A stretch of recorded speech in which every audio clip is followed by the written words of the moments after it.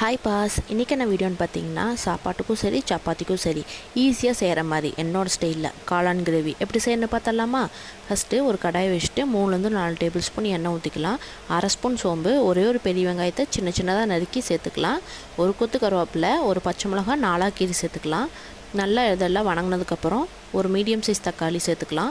அது நல்லா வணங்கணும். உப்பு போட்டால் தான் சீக்கிரம் தக்காளி வணங்கும். ப்ளஸ் நிறைய எண்ணெய் ஊற்றினா தான் அந்த ரெசிபி உண்மையாகவே சூப்பராக வரும். நல்லா வணங்கினதுக்கப்புறம் ஒரு 1/4 ஸ்பூன் மஞ்சத்தூள், 1 ஸ்பூன் சிக்கன் மசாலா, 1.5 ஸ்பூன் கறி மசால், நான் எங்கள் அம்மா கொடுத்த கறி மசால் சேர்த்துக்கிறேன்.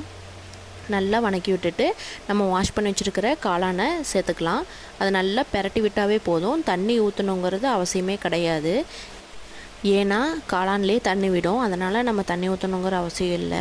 நல்லா மூடி வச்சுட்டு 8லேருந்து 10 நிமிஷம் வேக விட்டால் போதும். ஓப்பன் பண்ணி பார்த்தீங்கன்னா நல்லா எண்ணெய் பிரிஞ்சு வந்து நல்லா வெந்திருக்கும். பார்த்தாவே தெரியும் உங்களுக்கு. கொத்தமல்லி தழை தூவி இறக்கி வட்டலை சோத்தோடு வச்சு சாப்பிட்டு பாருங்கள், சும்மா ஜம்முன்னு இருக்கும். ட்ரை பண்ணி பாருங்கள்.